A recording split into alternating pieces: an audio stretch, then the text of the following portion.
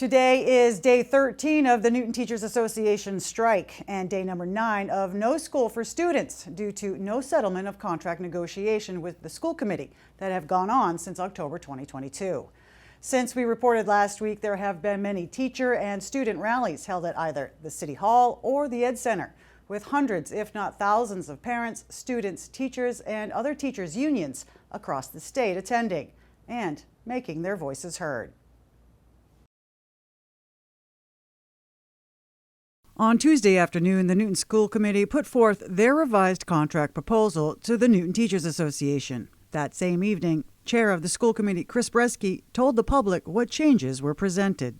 Today, the school committee, after consulting with City Hall, made an improved offer to the NTA.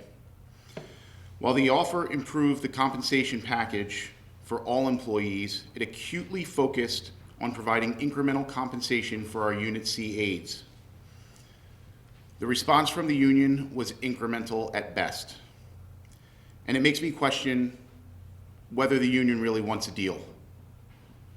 It makes me question what this strike is really about. Is it about Newton's kids and teachers? Is it about money?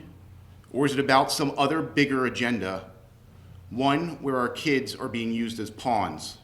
The comprehensive offer that we presented at noon addressed all of the NTA's priorities.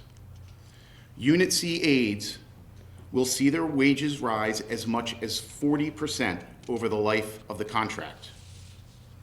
A Unit A classroom teacher earning $120,000 today will see their salary increase 12.6% to $135,000 at the end of the contract. We offered 12 weeks of paid parental leave, and we have already committed to reducing high school class sizes and adding social workers at our elementary schools as part of the package of funding we negotiated with the city back in December. In the face of numerous rounds of concessions by the school committee, the NTA has steadfastly maintained its demands for wage increases and refused to make significant compromises. To give in to the union's demands of 14 to 19% cost of living increases would ensure layoffs in our schools.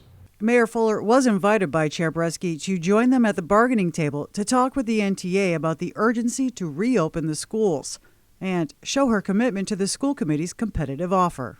The school committee cannot agree to a more expensive contract that directly and negatively impacts our students. A more expensive contract results in layoffs, larger class sizes, and fewer support services for our students. The NTA rejected the school committee's proposal and stated because to get to the COLA numbers, the NTA would have to accept increased health care premiums, withdraw the proposal about social workers, accept limitations on sick banks, withdraw additional Unit C hours, move the date of step increases, and withdraw the proposal for sub-coverage ratios and floating support staff. They believe that if they can convince our bargaining team of over 20 Newton educators to shake hands with Mayor Fuller and Chris Bresky, then the contract is settled. That is not true. It is all 2,000 of our members who need to vote to approve any contract that we negotiate. And our educators will not ratify the agreement that the school committee put on the table tonight. We want nothing more than to be back in our classrooms with our students, but let us be very, very clear. To go back without these most basic of needs met means that the current crisis in the Newton Public Schools will continue. And the impacts of that crisis will have lifelong consequences for the students and for the future of this city. The NTA presented their due proposal to the school committee on Wednesday afternoon at 12:30 p.m. To find updates on either side, the NPS publishes their proposal online, as does the NTA. Since the start of the strike on January 19th, the NTA has been holding rallies and picketing at the schools, as well as contacting local officials to join in their fight for a fair contract. I heard that the school district said they couldn't afford it. That's what I heard. Did I hear that? Yeah. What they can't afford is to lose the highly qualified educators who are in this district. That's what they can't afford.